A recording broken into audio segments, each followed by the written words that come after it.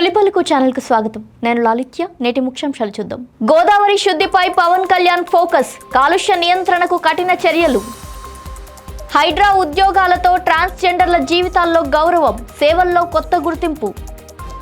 ఢిల్లీలో రాహుల్తో సిద్ధరామయ్య భేటీ. కుమారుడికి కీలక శాఖ కేటాయించాలంటూ డిమాండ్. కాకికి మచ్చగా ఏఎస్ఐ వీరంగం. మద్యం మత్తులో కర్రీ పాయింట్లో దౌర్జన్యం. నిర్మాణంలో ఉన్న వంతెన కూలి విషాదం. నిద్రలోనే 6 కార్మికులు మృతి.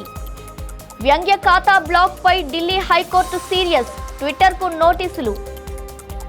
ఏపీలో మరో ఘోర రోడ్డు ప్రమాదం. ప్రైవేట్ బస్సు బోల్తా, పలువురికి గాయాలు. పోక్సో నిందితుడు బండి భగీరథ్ కస్టడీ ముగింపు. ఫామ్ హౌస్ లో పోలీసుల ఆధ్వర్యంలో సీన్ రీక్రియేషన్. ఇలాంటి అధికారం మార్పు అరుదు. సిద్ధరామయ్యపై సంజయ్ రౌత్ ప్రశంసలు. వందే మాతరం పూర్తి గానం ఆర్ఎస్ఎస్ ఎజెండా మాత్రమే. పినరయి విజయన్ వ్యాఖ్యలు. వందే మాతరం పూర్తిగా గానం చేయాల్సిందే. వందే మాతరం వివాదంపై స్పందించిన కేరళ గవర్నర్. స్వచ్ఛ గోదావరి పవిత్ర పుష్కరాలు లక్ష్యంగా ఏపీ ఉప ముఖ్యమంత్రి పవన్ కళ్యాణ్ అధికారులకు కీలక ఆదేశాలు జారీ చేశారు. 6 జిల్లాల్లోని 262 పుష్కర పంచాయతీలను మురుగురహిత ప్రాంతాలుగా తీర్చిదిద్దాలని సూచించారు. మురుగునీరు నేరుగా గోదావరిలో కలవకుండా ప్రత్యేక పర్యవేక్షణ చేపట్టాలని ఆదేశించారు. రోజు కోట్ల లీటర్ల మురుగు, పారిశ్రామిక వ్యర్థాలు గోదావరిని కలుషితం చేస్తున్నాయని ఆయన ఆందోళన వ్యక్తం చేశారు. ముఖ్యంగా పేపర్ మిల్లులు, ఆక్వా పరిశ్రమల కాలుష్యంపై నిరంతర తనిఖీలు చేయాలని చెప్పారు. ఆర్టీజీఎస్ తరహాలో ప్రత్యేక నియంత్రణ కేంద్రం ఏర్పాటు చేసి గోదావరి కాలుష్యాన్ని ప్రత్యేకంగా పర్యవేక్షించాలన్నారు. హైదరాబాద్ హైడ్రాలో ఉద్యోగాలు పొందిన ట్రాన్స్జెండర్లు ఇప్పుడు సమాజంలో కొత్త గౌరవం సంపాదిస్తున్నారు. చెరువులు, నాలాలు, ప్రభుత్వ భూముల పరిరక్షణలో భాగస్వామ్యులవుతూ హైడ్రా ఈగల్ బృందంగా ప్రత్యేక గుర్తింపు తెచ్చుకుంటున్నారు. మొత్తం 16 మంది ట్రాన్స్జెండర్లకు ఉపాధి కల్పించగా వారు ఆక్రమణల తొలగింపులో ధైర్యంగా విధులు నిర్వర్తిస్తున్నారు. అమీన్పూర్, మాధవపూర్ ప్రాంతాల్లో ప్రభుత్వ భూముల రక్షణలో కీలక పాత్ర పోషించారు. ఒకప్పుడు వివక్ష ఎదుర్కొన్న తమకు ఇప్పుడు యూనిఫామ్ గౌరవం తెచ్చిందని వారు భావోద్వేగంగా చెప్తున్నారు. అవకాశం ఇస్తే ఏ రంగంలోనైనా రాణించగలమని ట్రాన్స్జెండర్లు నిరూపిస్తున్నారు.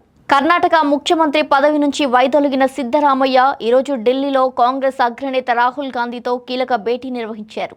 రాష్ట్రంలో కొత్త ప్రభుత్వ ఏర్పాటు, మంత్రివర్గ కూర్పు, తన రాజకీయ భవిష్యత్తుపై ఇద్దరి మధ్య విస్తృత చర్చ జరిగినట్టు సమాచారం.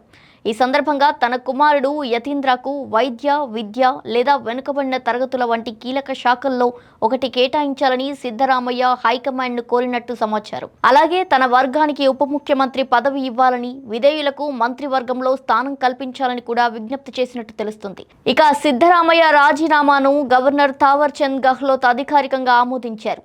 తదుపరి ముఖ్యమంత్రి ఎంపికయ్యే వరకు ఆపద్ధర్మ సీఎంగా కొనసాగాలని గవర్నర్ సూచించినట్టు సమాచారం. అనంతరం సిద్ధరామయ్య కాంగ్రెస్ అధ్యక్షుడు మల్లికార్జున ఖర్గేతో కూడా భేటీ అయ్యారు. కర్ణాటక తదుపరి ముఖ్యమంత్రి ఎంపిక, మంత్రివర్గ విస్తరణపై త్వరలోనే హైకమాండ్ తుది నిర్ణయం తీసుకునే అవకాశం కనిపిస్తుంది. ప్రజలకు రక్షణ కల్పించాల్సిన పోలీసే మద్యం మత్తులో దౌర్జన్యానికి దిగిన ఘటన తిరుపతిలో కలకలం రేపింది. స్పెషల్ ప్రొటెక్షన్ ఫోర్స్లో ఏఎస్ఐగా పనిచేస్తున్న రాము సత్యనారాయణపురంలోని ఓ కర్రీ పాయింట్కు వెళ్లి బిర్యానీ, చికెన్ పార్సల్ తీసుకున్నాడు. అయితే డబ్బులు చెల్లించే బదులు కాకి దర్పం ప్రదర్శిస్తూ యజమానితో వాగ్వాదానికి దిగినట్టు స్థానికులు చెప్తున్నారు.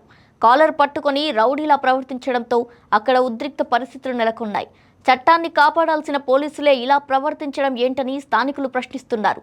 కొందరు వీడియోలు తీసి సామాజిక మాధ్యమాల్లో పోస్ట్ చేయడంతో ఈ ఘటన వైరల్గా మారింది.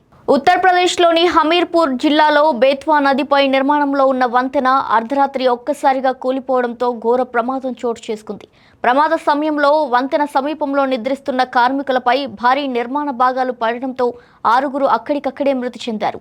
మరికొందరు తీవ్రంగా గాయపడ్డారు. భారీ శబ్దంతో వంతెన కూలిపోవడంతో కార్మికులు తప్పించుకునే అవకాశం లేకుండా పోయిందని అధికారులు తెలిపారు. సమాచారం అందుకున్న సహాయక బృందాలు వెంటనే ఘటనా స్థలానికి చేరుకొని శిథిలాల తొలగింపుల పనులు మొదలుపెట్టాయి. మరికొందరు కార్మికులు శిథిలాల కింద చిక్కుకుని ఉండొచ్చన్న అనుమానంతో గాలింపు కొనసాగుతోంది. ఈ ఘటనపై ముఖ్యమంత్రి యోగి ఆదిత్యనాథ్ తీవ్ర దిగ్భ్రాంతి వ్యక్తం చేశారు. మృతుల కుటుంబాలకు 5 లక్షల రూపాయలు ఎక్స్గ్రేషియా, గాయపడిన వారికి 50,000 రూపాయలు ఆర్థిక సహాయం ప్రకటించారు. ఎస్డీఆర్ఎఫ్ బృందాలతో సహాయక చర్యలను మరింత వేగవంతం చేయాలని అధికారులను ఆదేశించారు. కాక్రోచ్ జనతా పార్టీ పేరుతో నడుస్తున్న సర్కాస్టిక్ సోషల్ మీడియా ఖాతా బ్లాక్ అయింది. వ్యవహారం ఢిల్లీ హైకోర్టు దాకా చేరింది. జాతీయ భద్రత పేరుతో తన ఖాతాను నిలిపివేయడాన్ని సవాల్ చేస్తూ వ్యవస్థాపకుడు అభిజిత్ దీప్కే కోర్టును ఆశ్రయించారు. ఈ పిటిషన్పై విచారణ చేపట్టిన హైకోర్టు సామాజిక మాధ్యమ వేదిక ఎక్స్కు నోటీసులు జారీ చేసింది. అలాగే ఖాతా బ్లాకింగ్ ఉత్తర్వులపై పునఃసమీక్ష నిర్వహించాలని కేంద్ర సమాచార సాంకేతిక శాఖ సమీక్ష కమిటీకి ఆదేశాలు ఇచ్చింది. భావ వ్యక్తీకరణ స్వేచ్ఛ, జాతీయ భద్రత మధ్య సమతుల్యతపై ఈ కేసు దేశవ్యాప్తంగా చర్చనీయాంశంగా మారింది. ఆంధ్రప్రదేశ్లో మరో బస్సు ప్రమాదం చోటు చేసుకుంది. వైఎస్ఆర్ జిల్లా గోపవరం మండలం పీపికుంట సమీపంలో అర్ధరాత్రి ప్రైవేట్ ట్రావెల్స్ బస్సు అదుపు తప్పి బోల్తా పడింది. విజయవాడ నుంచి కడపకు వెళ్తున్న సమయంలో ఈ ప్రమాదం జరిగినట్టు సమాచారం. బస్సులో సుమారు 30 మందికి పైగా ప్రయాణికులు ఉన్నారని అధికారులు తెలిపారు. ప్రమాదంలో పలువురికి గాయాలు కాగా స్థానికులు వెంటనే సహాయక చర్యలు చేపట్టారు. సమాచారం అందుకున్న అత్యవసర సిబ్బంది గాయపడిన వారిని 108 అంబులెన్స్ సేవల ద్వారా సమీప ప్రభుత్వ ఆసుపత్రికి తరలించారు. ప్రమాదానికి గల కారణాలపై పోలీసులు దర్యాప్తు కొనసాగిస్తున్నారు. పోక్సో కేసు నిందితుడు బండి భగీరథ్ పోలీస్ కస్టడీ ముగిసింది.